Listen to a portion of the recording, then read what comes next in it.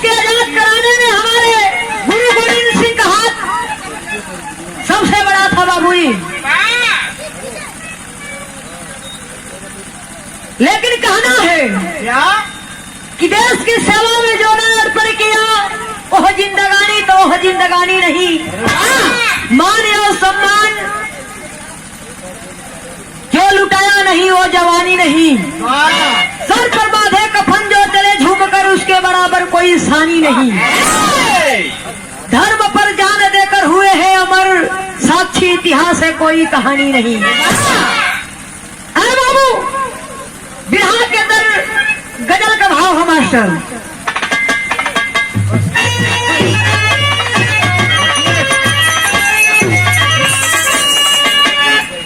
गजल का लाइन हो कि बस ही एक यार दुनिया है,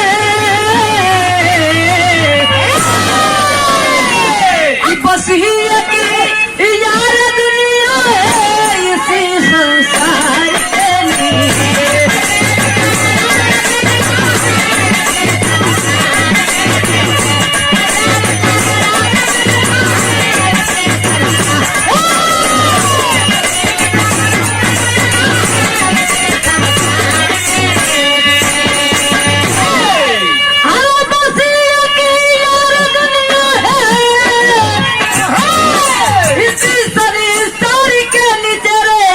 संसार के नीचे पड़ गए सखियों का झूला है, पड़ गए सखियों का झूला है कदम के ढाल के नीचे।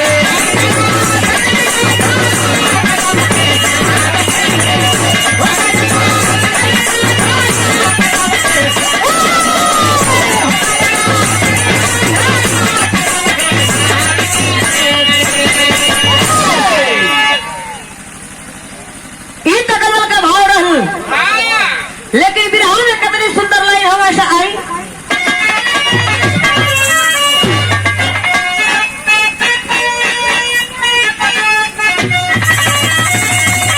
अरे बहादुर जंग मैदान में, बहादुर अरे जंग मैदान में न पग पीछे हटाते हैं।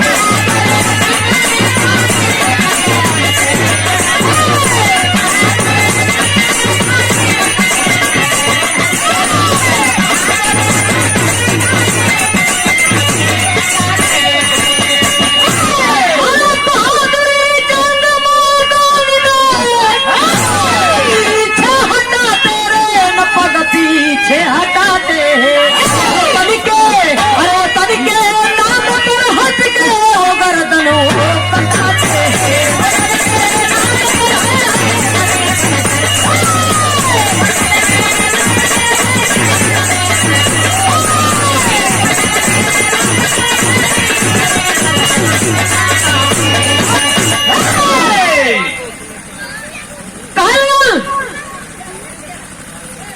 बहादुर जंग मैदान में पग पीछे हटाते हैं, वतन के नाम पर हंस हंस के गर्दनों कटाते हैं। बात तो समय का दे लिए जो समय भारत में मुसलमानों का राज था, और समय का कहानी दिल गई बिरहा में हमारे जैसे कहानी शुरुआत भइल मास्टर नजम का भाव झल गई।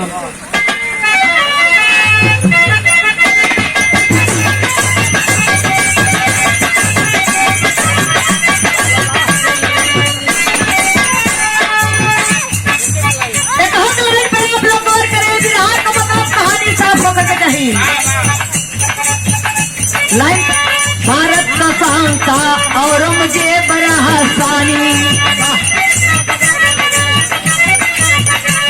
सब जुल्म हिंदुओं पर करता रहा मनमानी। मस्जिद के बदले मंदिर तोड़वाने लगा है, सब हिंदू को मुसलमान भी बनाने लगा है। हजारों बेगुनाह को फांसी झुला दिया,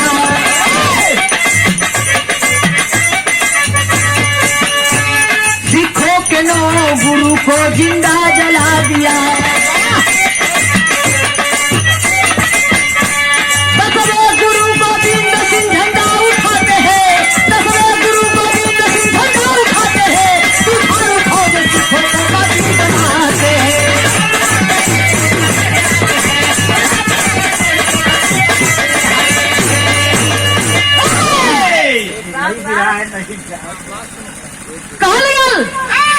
भारत के औरंगजेब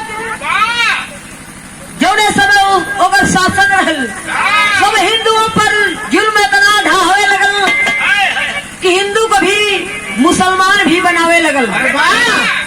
मंदिर के बदले मंदिर तोड़वाने लगा है, सब हिंदुओं को मुसलमान भी बनाने लगा है। जब ये बात करें नौ के सिखों के नौ गुरु जब सुनले हुए बाबूजी जब बगावत कलन तो उनके जिंदा जला दिलस। जो समय जिंदा जलोले है बाबूजी और समय बतिया के सुनले हुए गुरु गोविंद सिंह।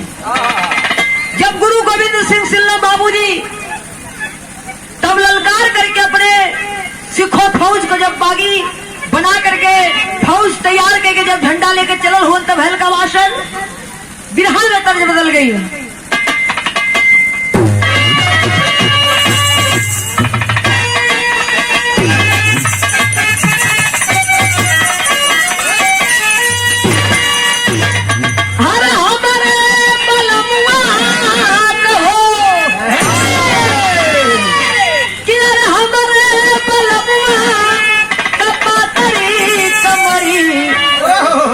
पलटनिया में जाए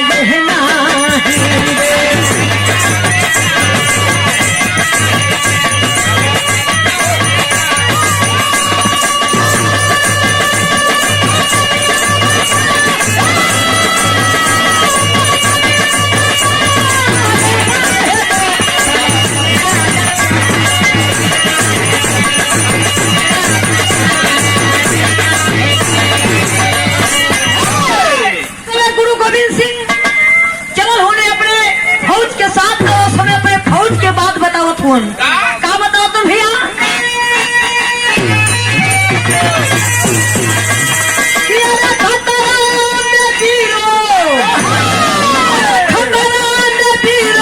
अरे हमारा वो तनवा, अरे धर्मवा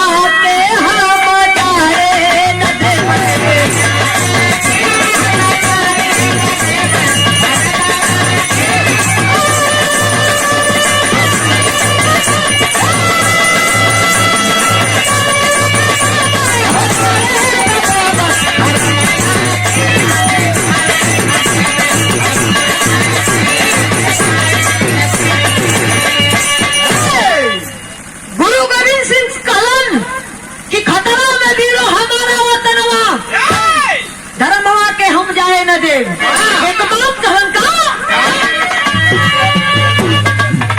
अरे चढ़ी मुगलिया फौज जंगे मैदानवा, अरे चढ़ी मुगलिया फौज जंगे मैदानवा, अरे सिखों के फौज मचाई।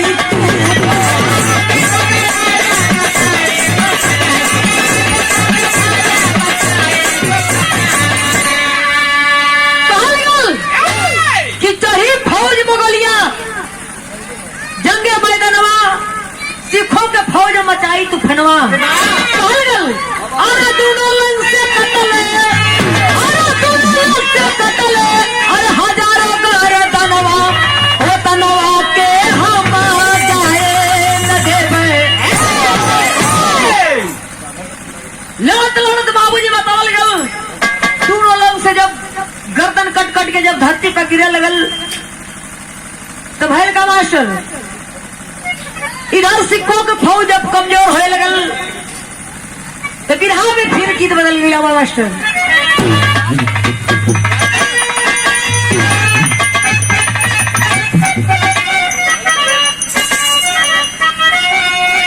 अरे लाइला बकंतले उड़ेला कर दिए मोरी, देहिया भइली बा कि मोरी देहिया भइल बा।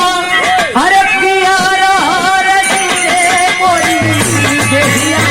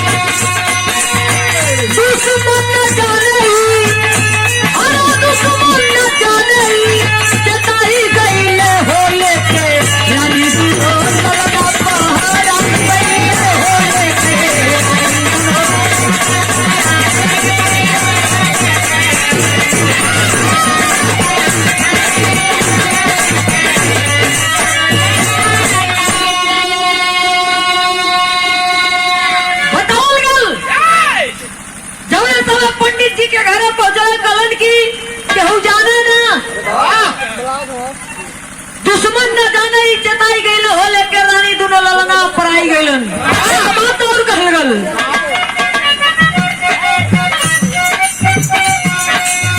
हत्यारा पुरोहित के लाल लड़किया सामई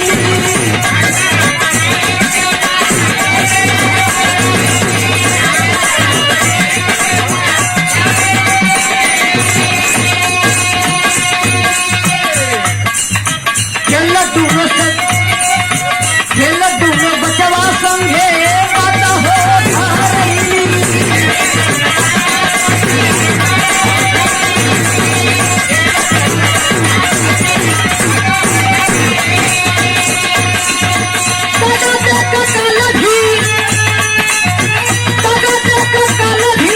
लगाई गई हो लेके रानी दोनों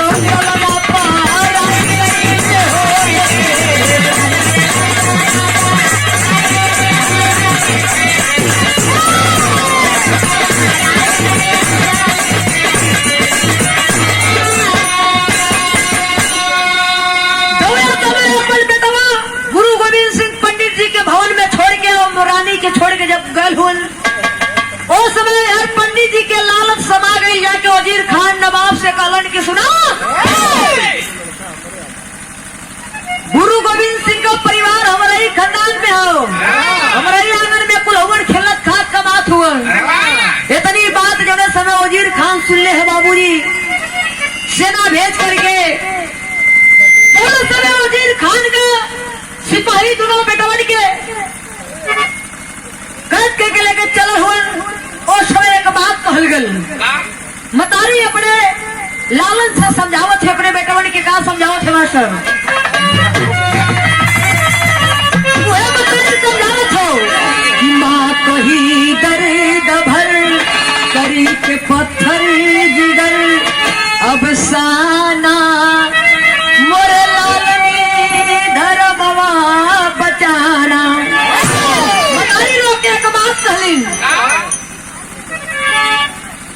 कि जुलूम धारियम लेकिन अपन धर्म मत गवैया एक बात और कहलिन का कि जुल्म जालिम बहुत ही ढहई है आय बेटा मुसलमान बनई है सर करे जबी कलम बेर बन बेर हम मुस्कुराना मेरे लालनी धर्मवा बचाना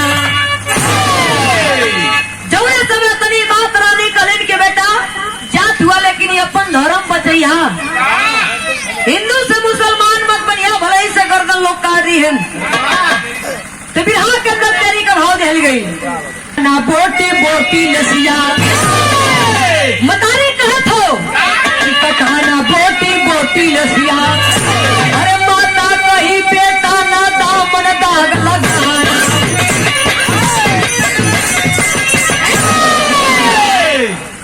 माता कही बेटा ना दामन दाग लगाना कटाना बोटी बोटी लसिया और समय बतावल गल का बतावल गो भैया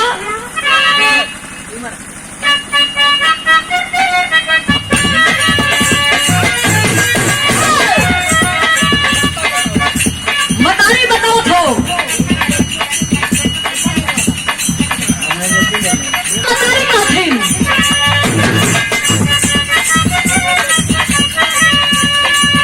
दोनों बच्चों को सिखा लिया चुम्मा किया प्यार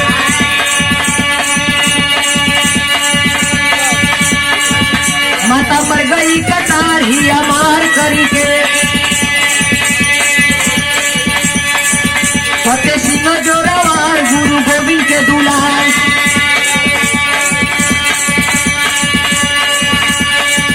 चले दोनों ही दिलावर गिरफ्तार करी के उस दिन खान खाना बाप देखा बच्चों का रुआ दोनों सूरज लजा बाप बोला प्यार करी के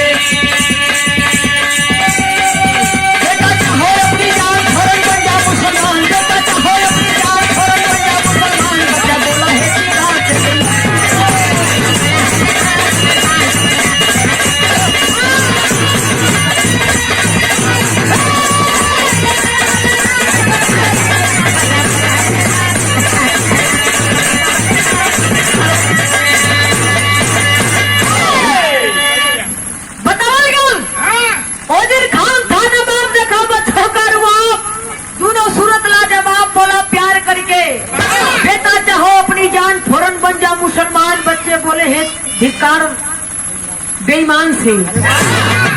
इतनी बात जो है समय वजीर खान जब सुन ले हो तो दोनों लड़कन के खम्भा में जलवा दे। जब बिहार में दर्ज हवा से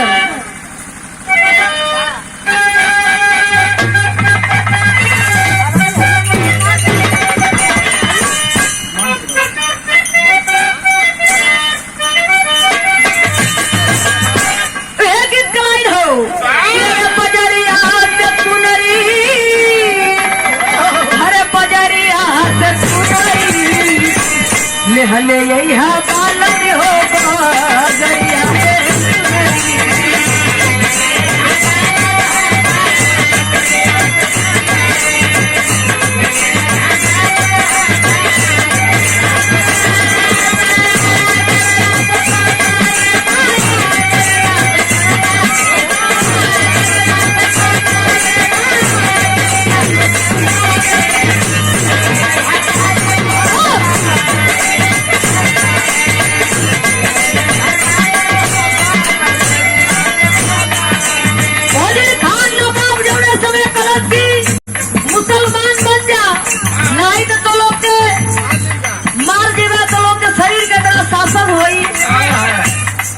जैसे तोरे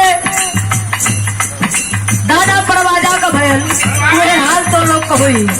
लड़का तेरी बात सुन के कलर का कर दिया। अरे कतई बगारा जनवा हो,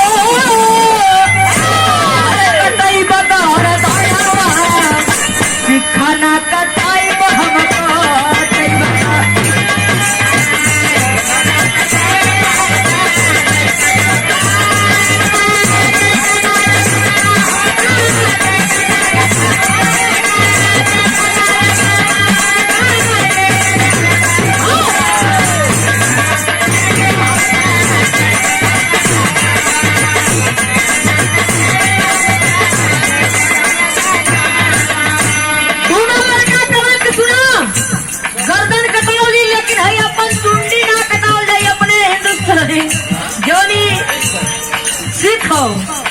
पहचान हो हिंदू धर्म को।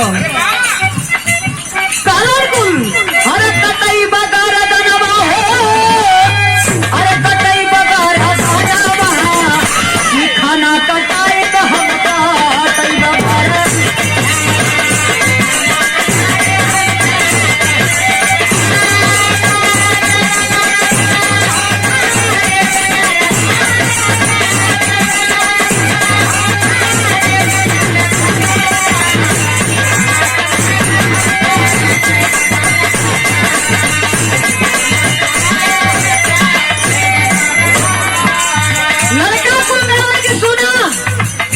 हमारी तो यहाँ नवाबी करत हुआ, लेकिन एक दिन सबके यही धरती सिंचाई के हो।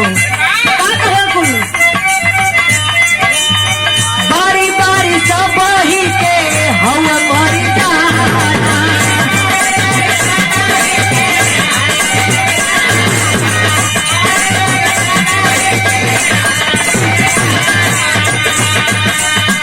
लागी ना मऊचिया का करूँ बहाना।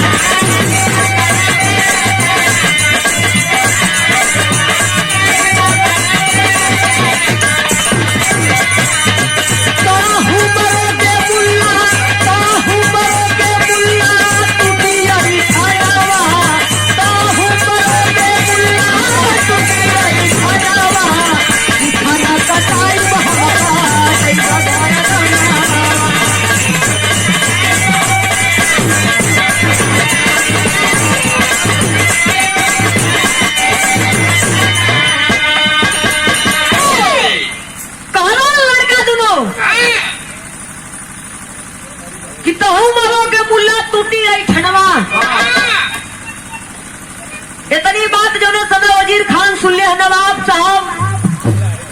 एक बिगड़ के एक लाइन और कहा था उनको लड़का का कहा भैया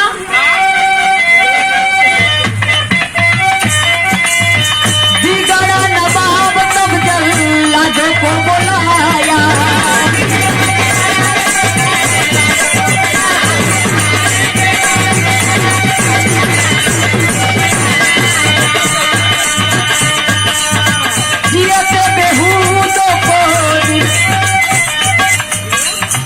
बिगड़ा नवाब तब जल्लादों को बुलाया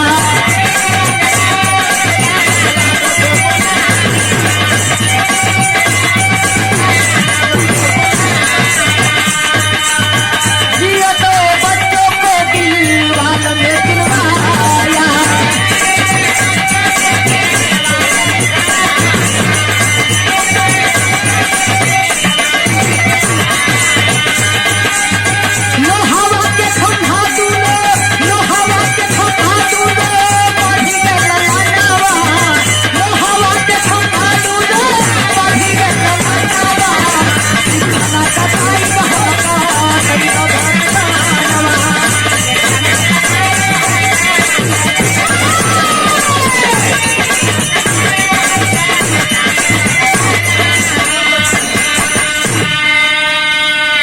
बाबूजी जब ने समय कदी बात वजीर खान नवाब जब सुन ले है क्रोध में होकर के जल्लादों को भेज करके दोनों लड़कन के दीवार में बाबूजी जब ने समय खमा में बांध करके दोनों चौबगला से जब दीवार जुड़ाए लगल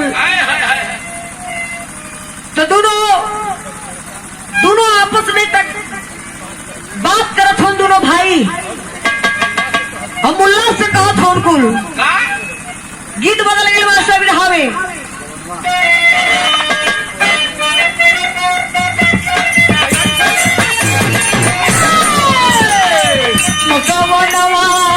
नहीं जा लेकिन बिरहा में भाव दिल गल कहा दिया भैया आवाज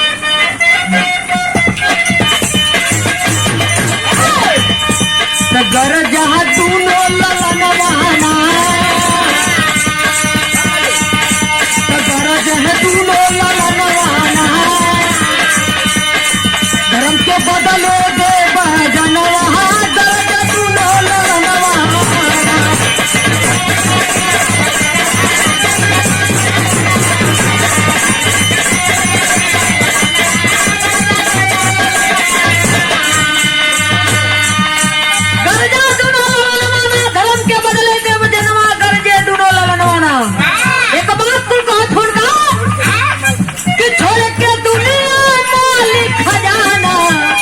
सब चल जाई जहनवाना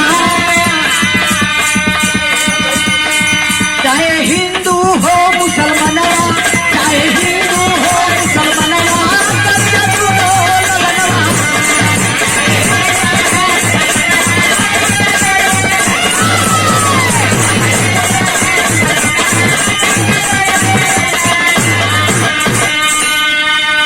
कहलन की छोड़ के दुनिया माल खजाना सब चल जाई जहनवाना चाहे हिंदू हो मुसलमानवा गरजे दोनों ललनवाना।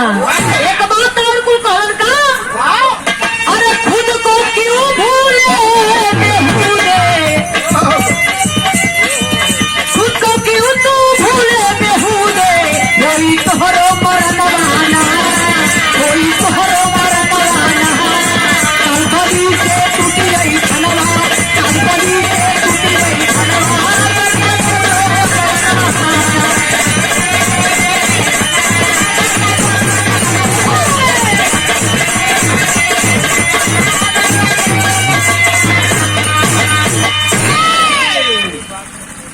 इतनी बात जब मैं समय वजीर खान सुन ले हो बाबूजी जल्लादों को बुला करके चौबगला से जब दीवार जुड़वावे लगल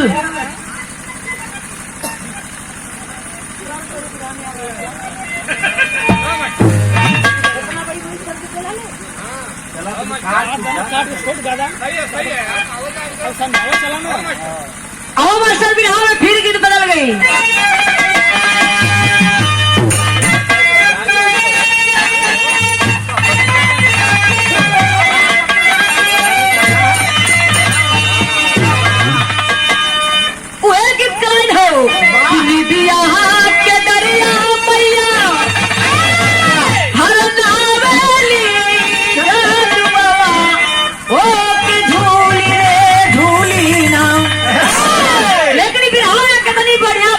मास्टर कि सुन के बचवनी कहा जब तब लेकर जाए ना बाबा जुल्म बढ़ाए लगलेना ओ जुल्म बढ़ाए लगलेना। सुन के बचवन का जब जुल्म ढावे लगलेना जहला दीवाल में चुनवाई जुल्म ढावे लगलेना। कैसे मास्टर कि सुन के बचवन का जब अरे तब लेकर जाए ना बाबा जुल्म ढावे लगलेना जुल्म ढावे लगलेना। लगे दीवार पे चुनवावे जुल्म ढावे।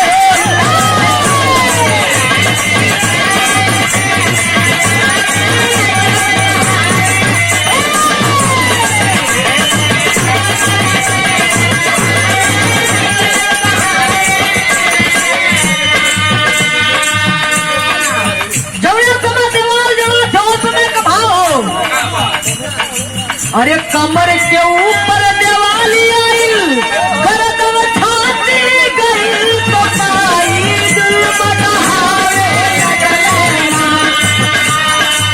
ओ जुल्म ढावे लगलेना।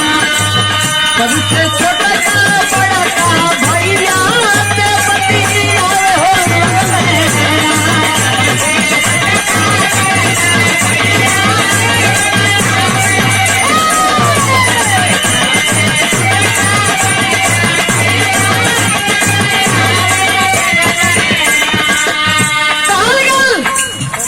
कमर के ऊपर दिवाली आई छाती गर्दन गई तो पाई जुल्म ढावे लगलेना। तब ले छोटका भैया हो बड़के से बतियावे लगलेना। बड़के भैया से जब देवाल जुड़ात हो तो छोटका कलच की भैया उम्र समय आ गल कि हम तो से छोटा है सबसे आगे हम जाब ओकरे बाद तू बड़ा हुआ। लेकिन विधि का विधान देहल गई। कैसे मास्टर बताओ गल छोटका भैया कहा था कि हम चलता हूँ बड़का भैया समय हमार हो गई तुम भी धर्म बचाना यहाँ तक एक की मार हो गई। इतने कहते कहते दीवाल सर से पार हो गई। जौने समय छोटका भैया का दीवाल जुड़ गई बाबूजी जब ओकर सर ढका गल तिरछी नजर करके बड़ा भाई देख रहा है कि हमारा छोटा भाई हमसे आगे चला गया। लेकिन एक बात बतावल गल बिरहा में कैसे मास्टर आल्हा का भाव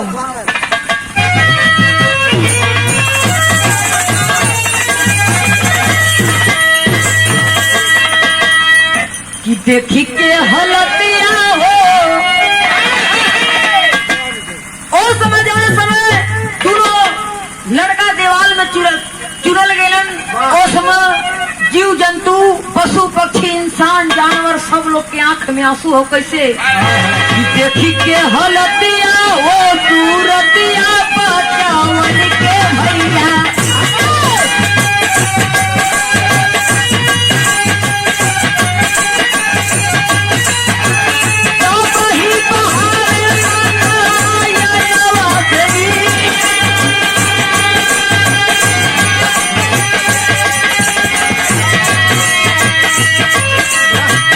पशु पक्षी रोवे लगले।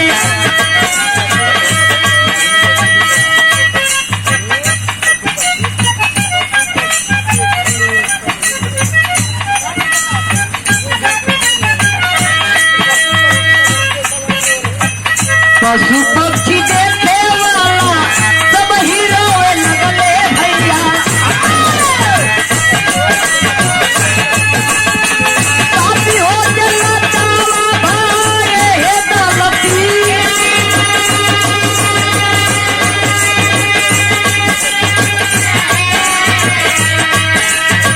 बड़का भैया देखे कई के अति नजरिया भैया।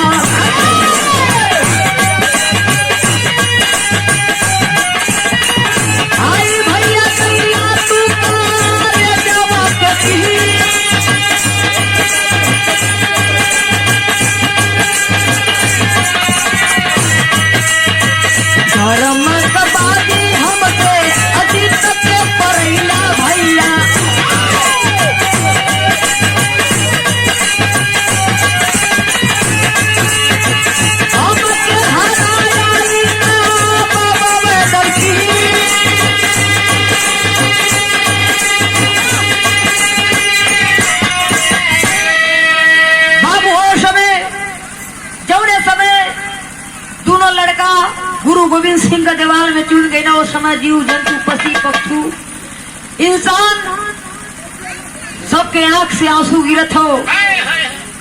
एक बात लोग कहत हो ना और के याद कर फरमाशर खड़ी का लाइन आखिरी भाव हो।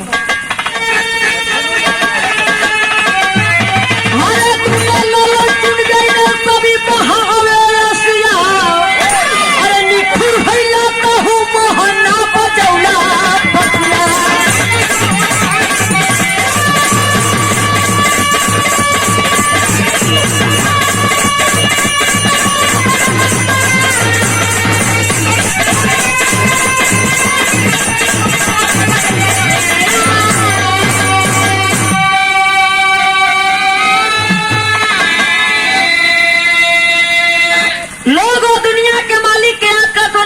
मुरलीधर के दोनों ललन चुन गई ना सब बहावे रसिया निठुर भैला तहु मोहन ना बजौला बसिया। कहल गल अरे गज को बढ़ाए बनी द्रौपदी का साड़ी अरे गोबारा धन उठा के तू कहाएगी राधा।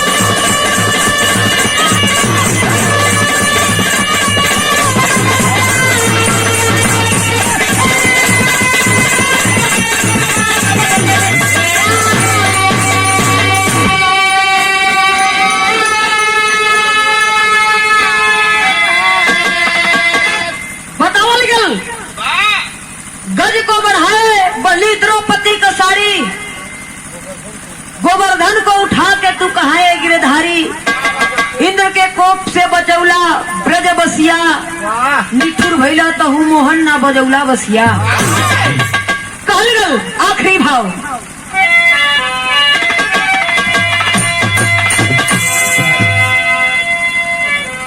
गुरु बिहारी गुरु गणेश खत्म हुआ। गुरु बिहारी गुरु गणेश खत्म हुआ 10